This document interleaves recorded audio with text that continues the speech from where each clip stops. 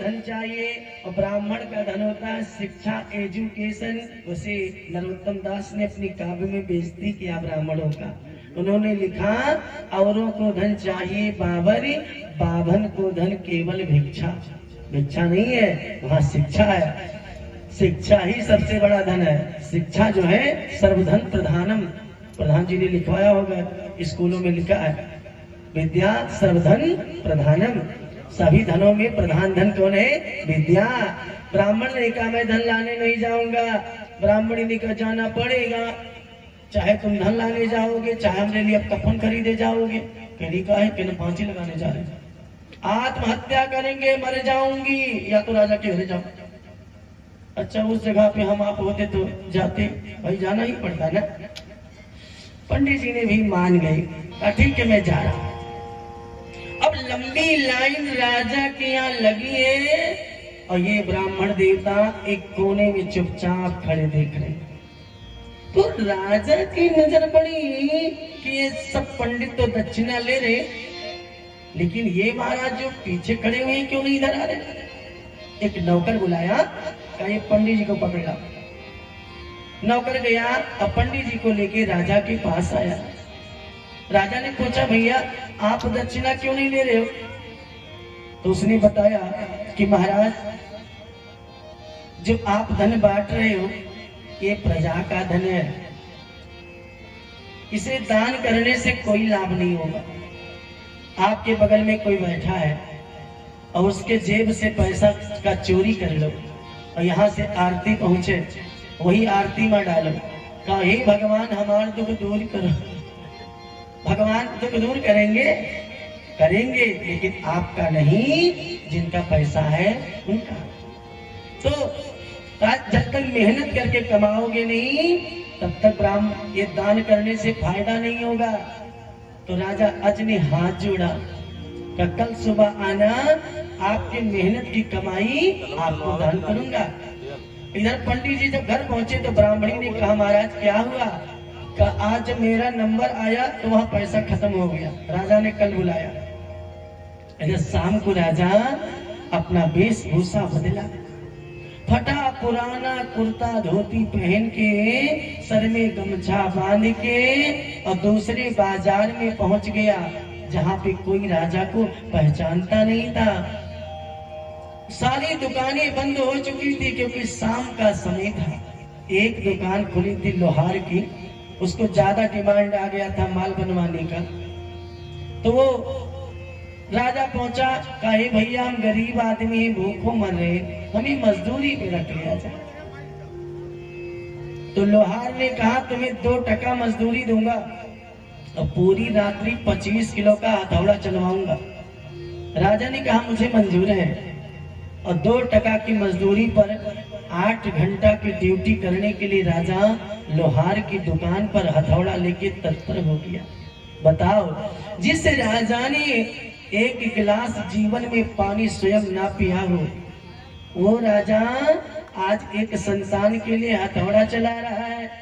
इसीलिए कवियों ने बड़ा सुंदर भाव डाला कि जमाना रंग बदलता है, रुसवा को दिन निकलता, शाम को ढलता है, जमाना रंग बदलता है, जमाना रंग बदलता है।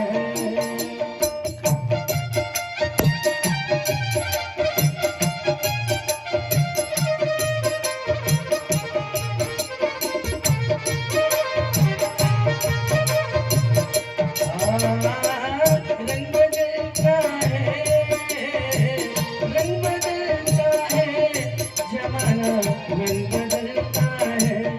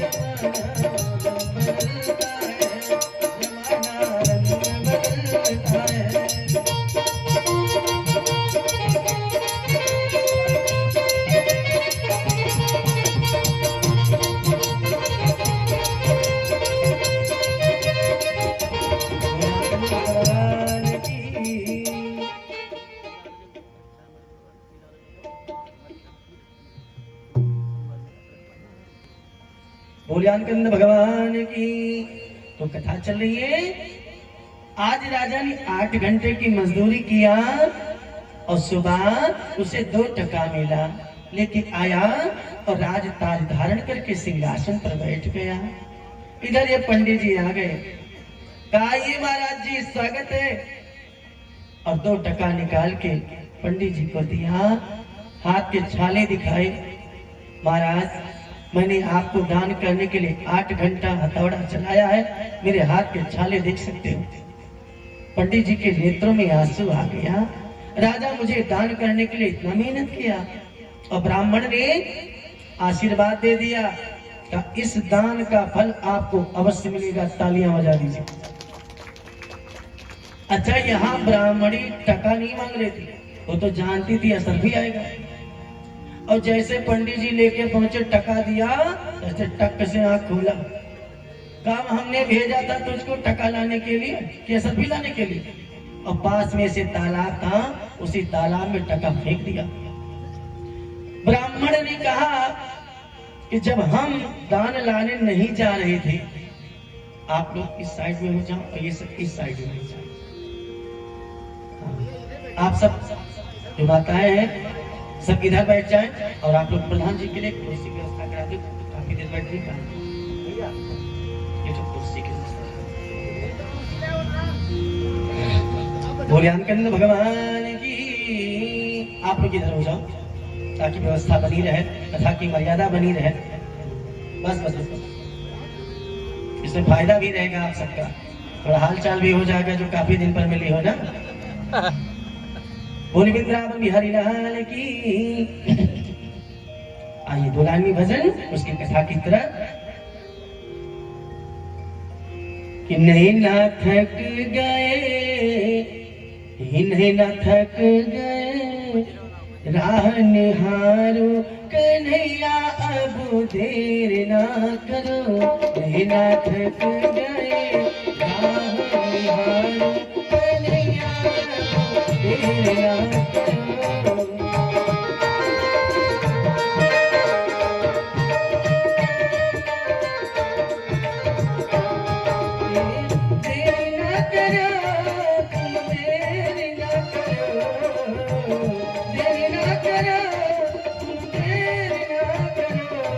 न थक जाए, न थक जाए, राह निहारो कन्हैया अब देर ना करो।